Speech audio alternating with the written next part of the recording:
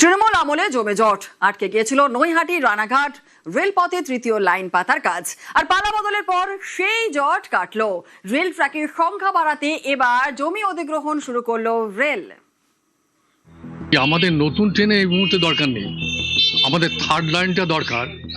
Third line না হলে এই লাইনে ট্রাকের যে অবস্থা তাতে ট্রেন চলাচল স্বাভাবিক হবে না।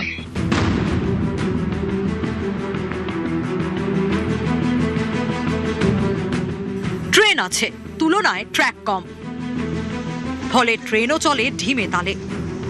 এই ছবি পূর্ব রেলের শিয়ালদা ডিভিশনের মেন লাইনের। শিয়ালদা থেকে নৈহাটি রানাঘাট কৃষ্ণনগর হয়ে লালগোলা মেন লাইন। সারাদিনই একের পর এক ট্রেন চলে। নৈহাটি এবং লালগোলার মধ্যে ডাবল লাইন, ফলে ট্রেন লেট, ভোগান্তির এক শেষ।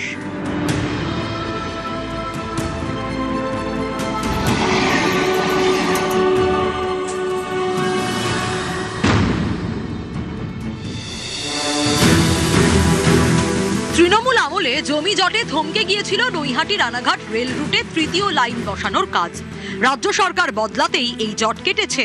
এবার জমি অধিগ্রহণ প্রক্রিয়া শুরু করলো পূর্ব রেল। এরপরে বসবে ৩ নম্বর ট্র্যাক। আমরা বারবার বলেছি আমার থার্ড লাইনটা ইমিডিয়েট হওয়া দরকার।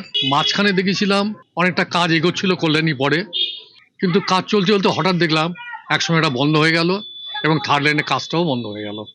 এখন নতুন করে আবার স্যাংশন আবার যে চালু হলো, এতে আমরা খুব আনন্দিত।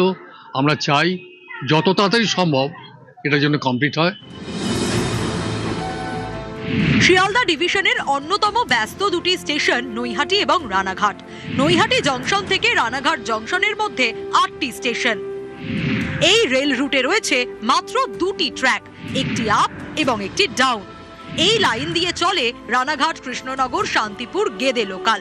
লালগোলা লাইনের মেল এবং এক্সপ্রেস ট্রেনও এই লাইন দিয়ে যাতায়াত করে। এছাড়াও মুর্শিদাবাদের নসিপুর রেল ব্রিজ খুলে যাওয়ায় এই লাইন দিয়ে চলছে।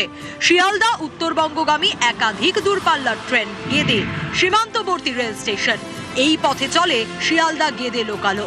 একসময় এই পথেই যেত ভারত বাংলাদেশ মৈত্রী এক্সপ্রেস।